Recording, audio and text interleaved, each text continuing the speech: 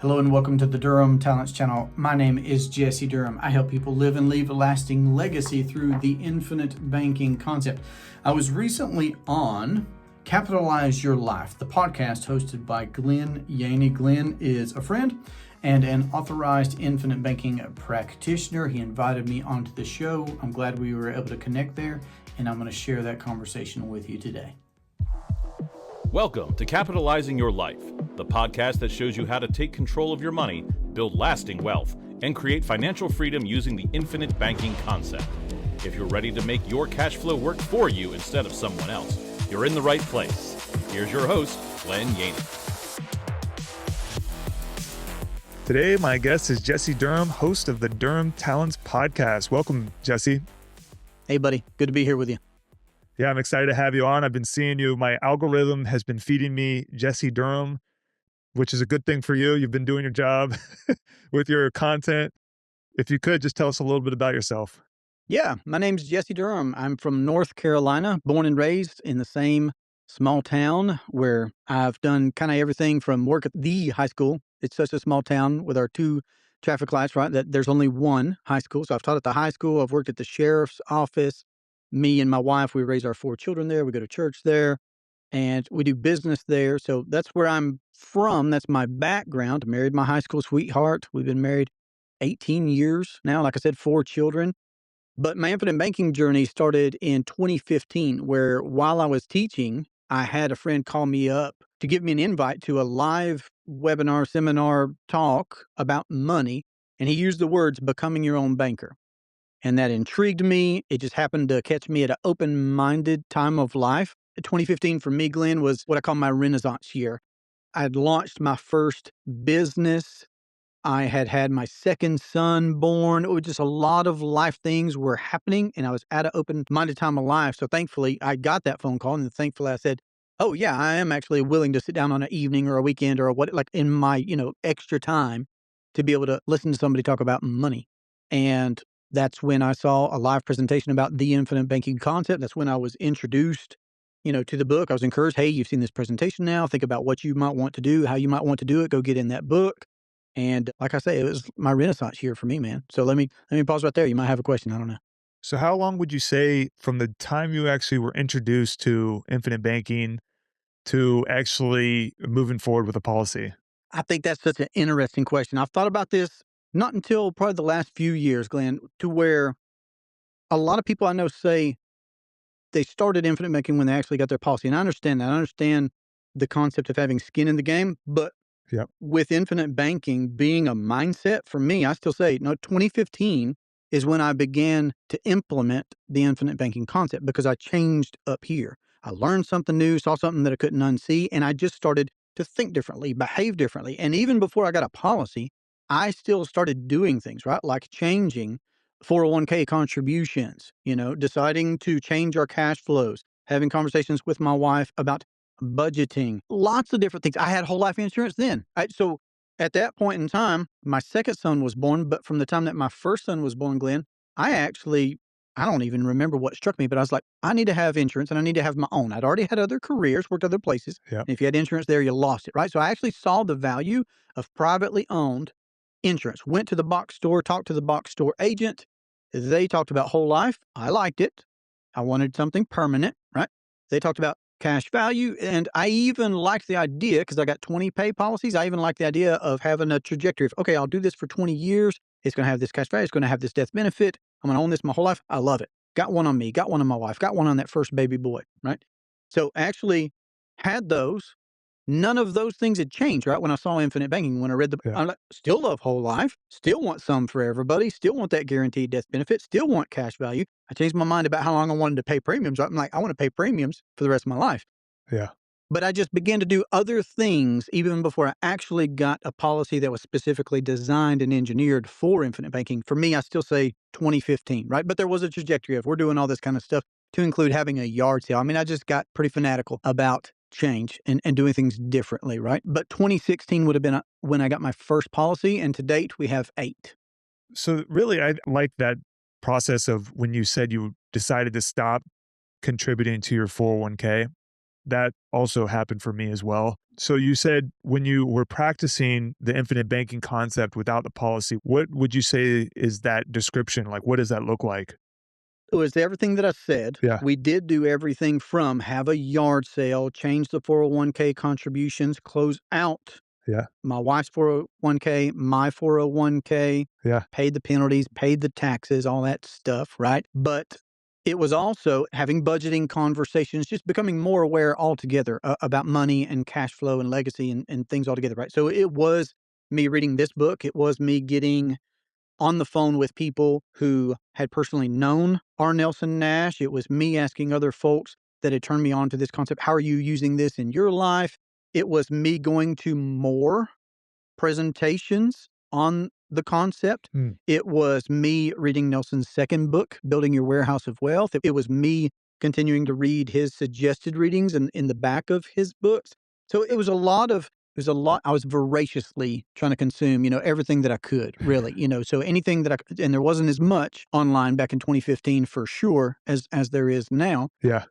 Folks like me and you are adding to what's already been there, but I was voraciously trying to consume and grow mentally, while moving the chess pieces on the board to position ourselves to actually get policies. And we had debt, we had consumer debt. We had the car note, we had the student loans, we had Yeah. the credit cards, we had some medical bills from that second son being born, all those types of things.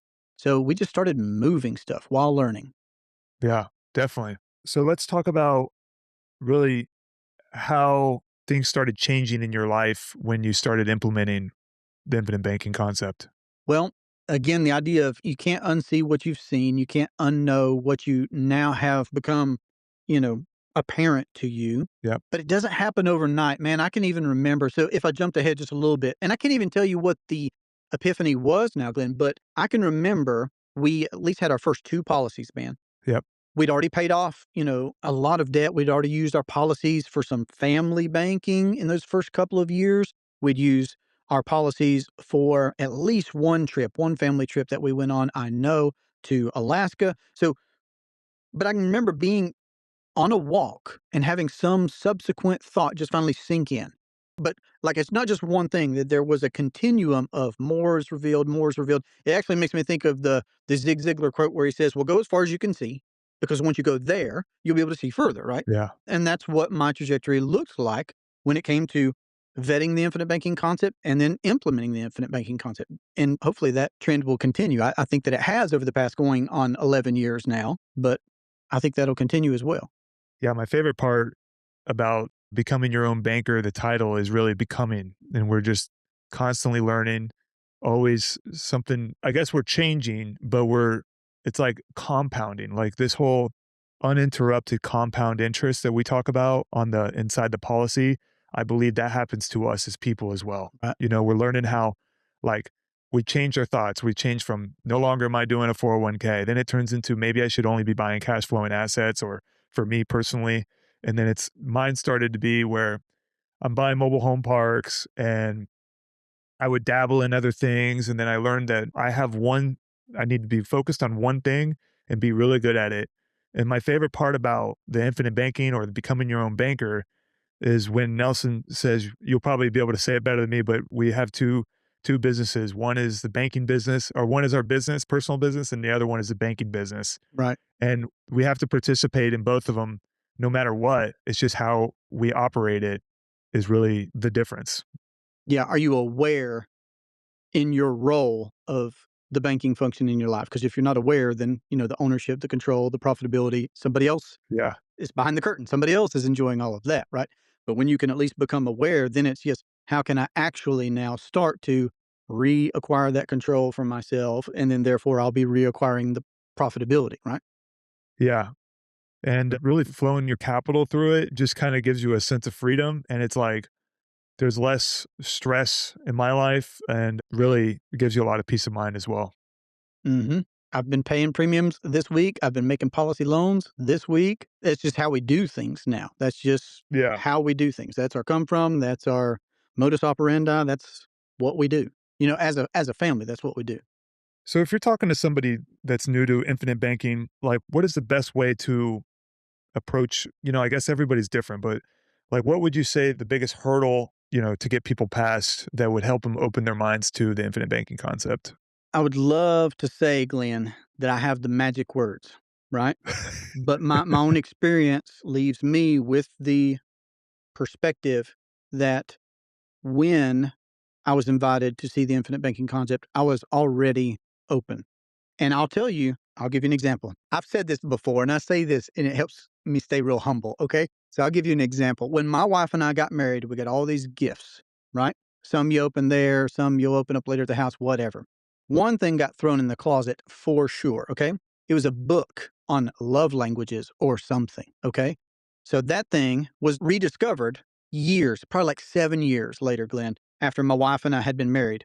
And I'm not arbitrarily throwing out 7 years because, again, in 2015, I mean, I had a renaissance, man. I started reading books on marriage. I started reading books on parenting, being a father. I started reading books on business. I started reading books on personal finance, books on all these areas that are important in my life, right? These handful of areas. Well, one book I intentionally went out and bought was The Five Love Languages. And I come home and I'm telling my wife about this. I'm really enjoying this. I've since read the book more than once, The Five Love Languages of Children. But lo and behold, we clean out the house and get to that closet sometime later. That was the same book that somebody had given me 7 years earlier, but I, in my caveman thinking, had said, "That's useless," Yeah. right? Because I obviously knew it all. I was brand new at being married, and I was not willing to read a book, right, about the love languages. So I say that to say that I believe that people are either open or they're not. I happen, and that's why I say I'm thankful and I'm grateful that I was open-minded to sitting down and listening to somebody talk for an hour and a half about some financial concept, right, that I was invited to see. But how I go about it, though, to answer your question, like to give you a tactical answer, knowing that that's my philosophy, I think people are either open minded or they're not. I lead with a presentation because that's my background. I have a teaching background. I'm used to being in the front of the room, talking, communicating ideas with people, right? I taught Spanish. Okay. So to take somebody who speaks English, teach them a brand new language where, oh no, I know in English you put this word first, then the other one, but Spanish is literally the exact opposite. It's not the red dog. It's that doesn't make sense. Okay. But so I lead with a presentation. If folks go to, my channel, my podcast, my website, they're going to see a presentation. And my communication there is really just hoping that they'll then go get in the book like they did, because that's what I did. I saw a presentation. I got to ask questions. I got to have a conversation with the guy. Then I was encouraged to get into the book. I got into the book. Then I had more conversations. And then the education just continued, right? And the pieces started getting moved on my own personal board of life, right? But it was my progression, and I've continued that. I like it. A presentation, and I communicate via, podcast and video like you do yourself as well. But I really just want to get people to the book, and when people get to the book, they're going to self-select. They're either going to be the fertile ground or they're not going to be the fertile ground. That's on them. I can't take that on myself, and I'm not going to take that on myself. If somebody is open-minded, they want to have that conversation, we'll talk as long as you want, right? Yeah. So it's like, if you don't see the problem, you won't find the solution, I guess, is the saying. And for me, it was, and tied up with all this real estate, we're doing a bunch of refinances, we're failing refinances. And then I'm starting to, I'm always into personal finance. So I started coming across this, and I realized that this reserve fund that we can create is very helpful during refinances as well. Absolutely. And in real estate, there's always a deal. There's always a deal. There's always somewhere to put the capital. But it's like, there's a few things that happen around the same time. And there was this one guy, he had some like premium properties in South Tampa, which is one of the nicest areas in Tampa. And his kids lost them all, like, immediately. And I think what happened, the only thing I could come to conclusion is they didn't have the capital to take care of the properties. Like, he died and there was all these properties, and I think that they were fighting over the properties as well, and they ended up losing all of them. Like, nobody got anything. And I was like, if that's what, I work my whole life and then something like that happens, at least we could hold on to it for one generation, Right. I feel like that's even a rule or a saying that, maybe the first generation builds it right, second generation enjoys it, and third generation never gets it. It's like, Yeah. yeah, what is that called? Rags to riches to rags, that kind of a cycle. Shirt sleeve to shirt sleeve. Yeah. There you go. There you go. You've got it. My come from tells me that that's just human nature, though, right? And that's why Nelson leads with human nature in the book. Yeah. He's got Bible verses in there, and there's one, it's not one that he's got in his Becoming Your Own Banker book, but there's one that says, it's a question: doth the crown endure to the next generation? Meaning, well, just because one person's king doesn't mean the next generation is going to be king. Yeah. They'll make good decisions, bad decisions, whatever. So, I mean, it's a shame that somebody could do something, build up something significant like you're describing, Yeah. a real estate portfolio, a set of properties, and then have it be lost. But that's why I lean so heavily into education. That's why I lead with that so much. When I have one conversation with somebody, my only goal, if they're open minded and want to have more conversations with me and I want to have more conversations with them, is my only goal is I just want a second conversation, right? Because they're going to get something new. We'll get some questions answered. I'll share best practice, whatever. And I want to give them another piece of information to carry them to the next conversation to just keep leveling up. So that education, especially from one generation, I mean, it's important. You're a dad, I'm a dad. Yep. That's so important for me that not just the tools pass, right? But the language, the mindset, the come from, that pass as well, like the crown. It's like we want that to go to the next generation as well, and then the next, and on and on. Yeah. Also, the line I've been thinking of is with Nelson Nash, it's just meet them where they're at, you know?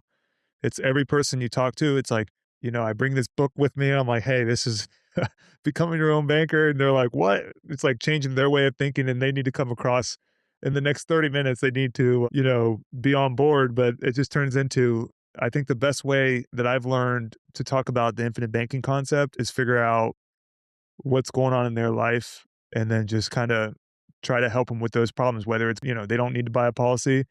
I think that my experience with owning lots of real estate and lots of lines of credits and lots of debt, I can help people figure out their problem, and going through it enough business, you can start seeing what the real problem is.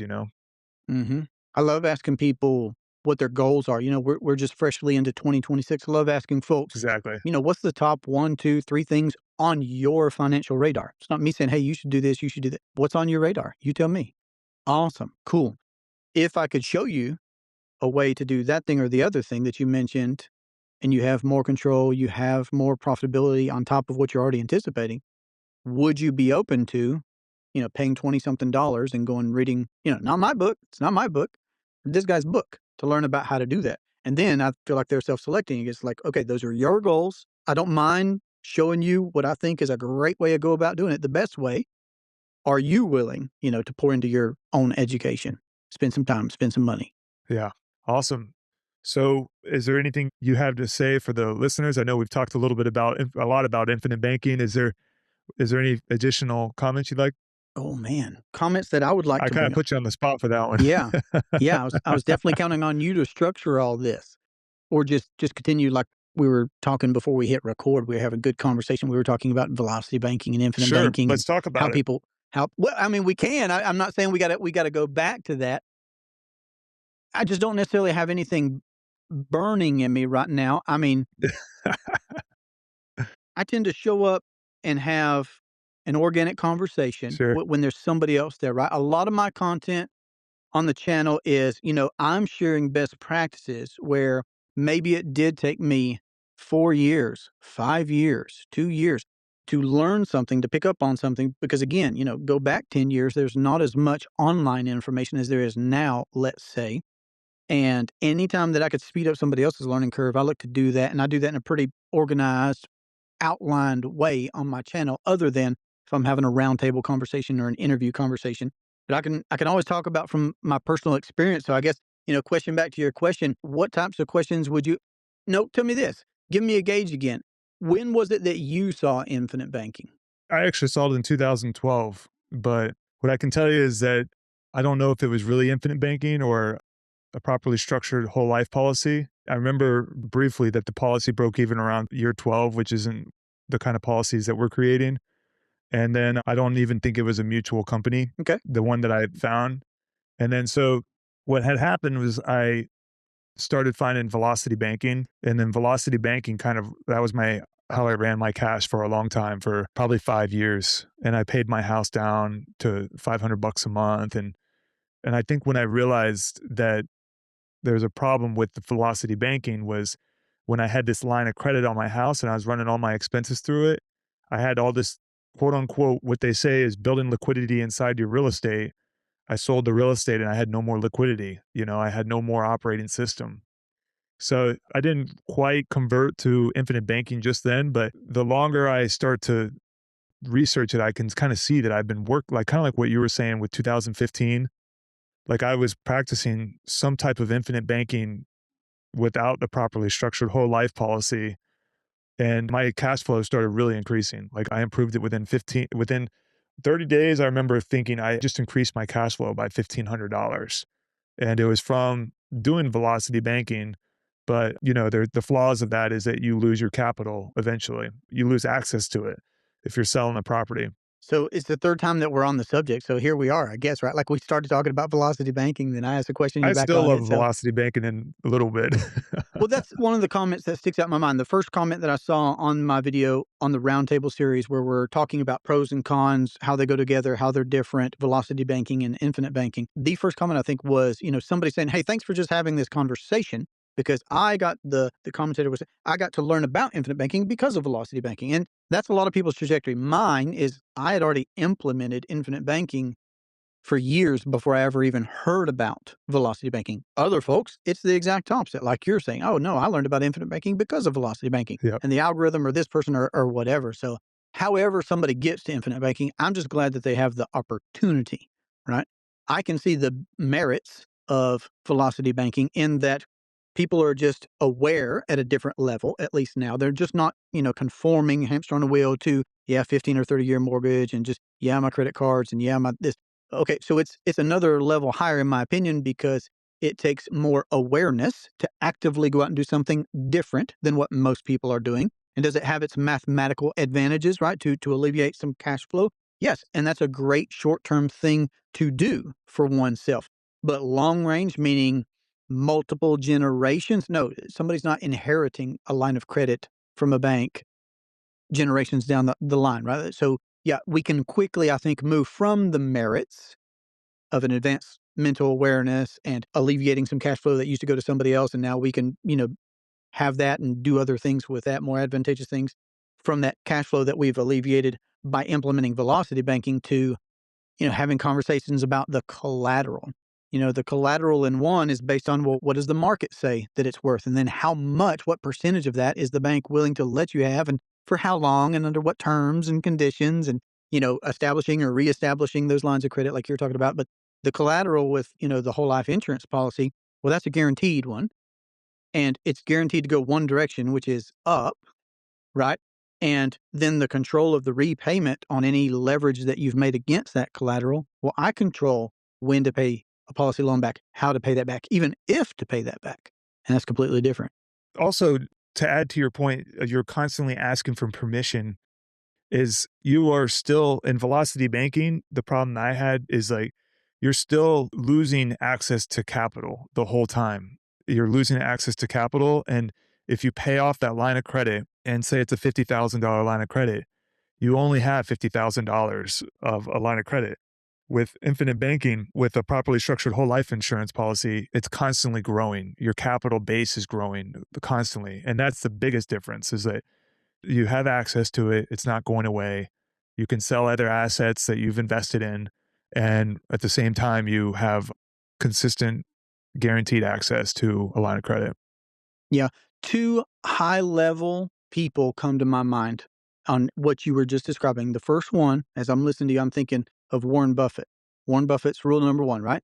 Don't lose money. And then rule number two is, right, never forget rule number one. Yeah. If somebody's hearing that for the first time, I mean, just repeat that to yourself. I think it's so good. It just gets better and better in my mind the more times that I hear it and say it myself. That principle, like you're saying, of, okay, I earned my income. I exchanged life hours for that income that I pay there. That principle's gone. Yes, you could say something about the equity, like we were mentioning earlier, but that might have been before we hit record. The equity that you're rebuilding or refilling, but it's never going to do what you were just describing of expand Yeah. uninterrupted, right? Yep. So are we losing that principal money? Does it quit working for us in a way that it could have? Yes. So if we're violating, that rule number one, I feel like that's a problem. And then Kiyosaki's the other one. I'll throw that one to you and then love to hear your feedback. He says, let assets pay for liabilities. Well, tell me if I'm not thinking through this right. Line of credit from a bank is income for the bank. That's cash flow for the bank. Yes, you could make the point, and it's a point that, yeah, Jesse, but I have access to liquidity because of it. Merited. Got it. Understood. But to the bank, they're still a winner in that situation every time. Every time. Whereas we could be using the policy, build our principal there. Every premium dollar I've ever paid still works for me today. It's not my money, It was premium to a life insurance company. That's the insurance company's money now. But the dollar still created a value that only goes up for me for the rest of my whole life, period, no matter what. So for me, that's me guaranteeing my principal is going to go into an asset, right, that I can then leverage with all the advantages that we have to go out and do the things that I want to do liability wise in life, investments, business, lifestyle, what have you. So those are just two filters, I guess, that I'm saying I have, even on a subject like infinite banking, assets over liabilities. Don't forget rule number one. What do you think about those? What comes to mind was kind of like the other thought is we're trying to shift debt over to like the infinite banking policy. And what I would tell you, so when you take this back to the line of credit, the home equity line of credit, you're paying off debt, you're not increasing cash flow if you are paying down principal, even if it's like, if I decide to pay 20 grand or 30 grand towards a property, unless I recast the mortgage, it's like my goal, everything that comes out, I have a rule for my policy and it's pretty much, I mean, it gives me liquidity to help me with short-term cash flow crunches. Also, it gives me liquidity to store my capital, grow it until I'm ready to shift that debt responsibility over to my whole life policy.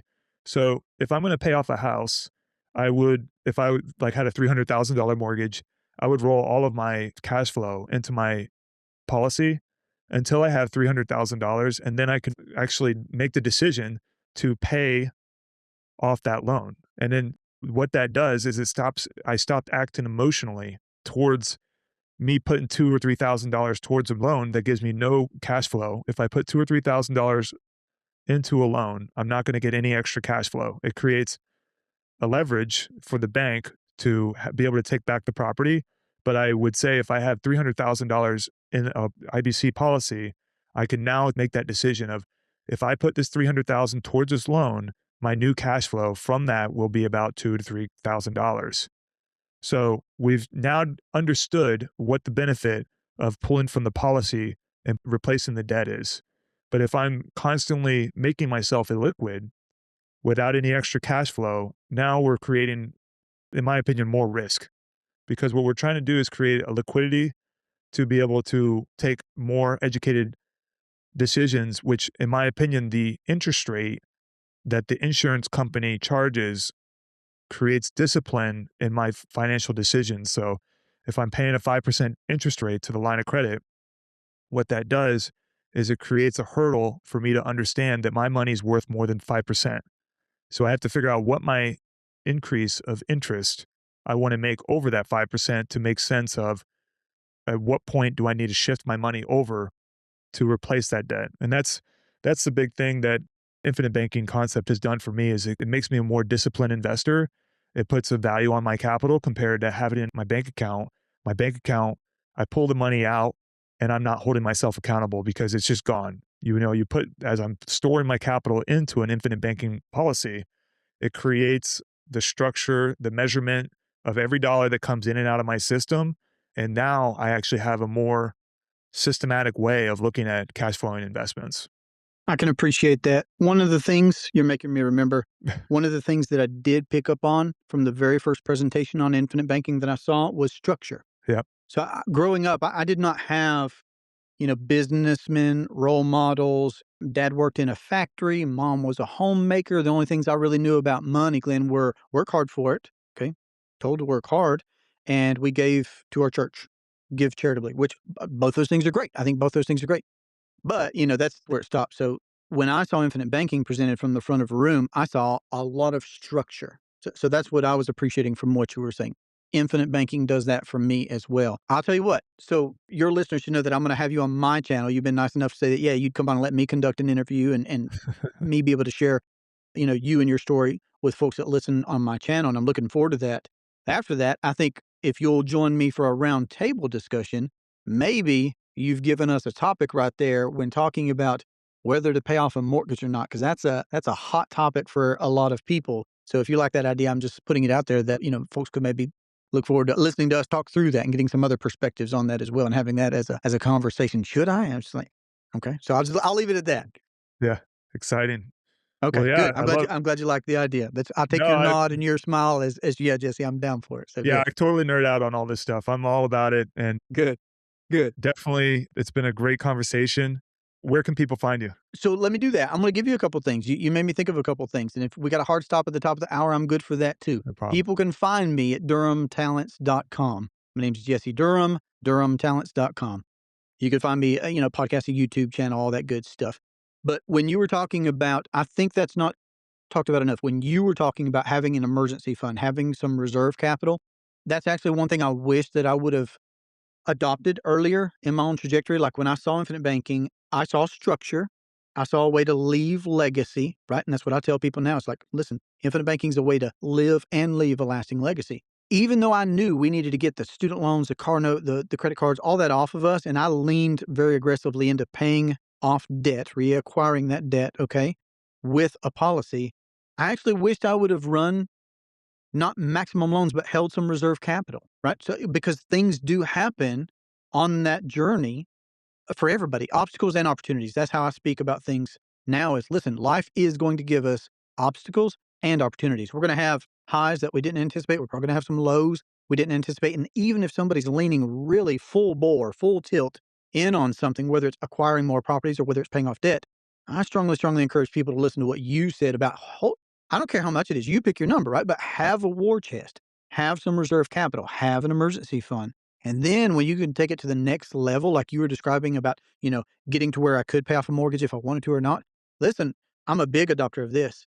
When an emergency fund is big enough, it becomes an opportunity fund, Yep. right? If you just keep that practice going. So that was one thing that really spoke to me about what you were communicating. And I want to say something about it. And that's exactly why I say if you were to put $300,000 in your bank account to save it up and really put it into the policy and it's growing at 3 to 5%. And so what I would find is something different to put my money into besides my mortgage, because I think about interest rate is an investor. So somebody giving me a 7% mortgage, that would mean that, I mean, we can argue about the amortization and all the stuff that goes with it, but it becomes where I need to find places that are going to be able to beat the 7% or the amortization of the 7%. So it's not even about the 7%, it's about the volume. So that's the big thing. And what I have found is because I have paid off big amounts of mortgages and regretted doing it. Like I paid it off and wish I could refinance and pull it right back out because I mean, that's what I had to do to go buy real estate.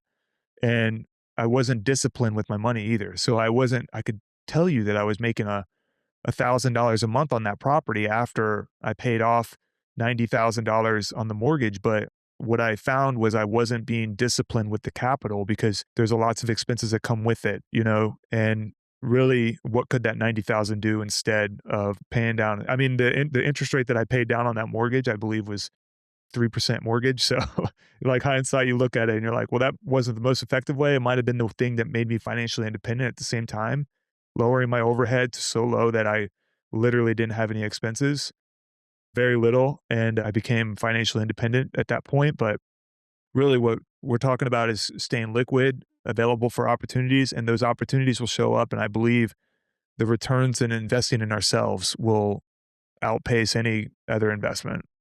Well, you're leaning hard into it, man, and I'm not gonna bite, okay? I hear you. I can appreciate the things that you're saying. I have some thoughts, but folks are gonna have to listen to another talk to get those out of us and for me to kick it, Awesome. one or two things maybe back to you to get some more info from you. I think it'll be a great conversation, though. I'll tell you what, and having done deals, like I've got a deal out with my two oldest sons, Glenn, and my daughter. My 6-year-old daughter has a money deal out with daddy right now. Nice. And one seed that I've really tried to plant with them is, okay, how much money are you bringing to the table? How much are you willing to put in a deal with daddy? I'm planting, a baseline and people can pick their numbers, right? But for simple math and for them, okay, a 6-year-old, a 10-year-old, 12-year-old, I say 10%. If you do money deals with daddy, you're going to make 10% on your money, right? Because I want them to have an appreciation for their capital, like you were describing earlier. It's worthwhile doing some math, but also just making it a habit of, okay, keeping money in the family, doing financial things together instead of us just being silos, no, it could be so much bigger. It could be so much grander. It could be so much more fun if we do it together and profitable. You walk out this concept of financial independence and autonomy to multiple generations, it can get really, really exciting. Awesome. On that note, I appreciate all of you jumping on the show and looking forward to being on yours. Absolute pleasure, man. I'm looking forward to it. Well, that was an absolute pleasure for me to be on Glenn's podcast. If you would like more information about this infinite banking concept, make sure to check out the video that's on screen now. And if you'd like to connect with me, you can find me at durhamtalents.com. My hope is that you live and leave a lasting legacy.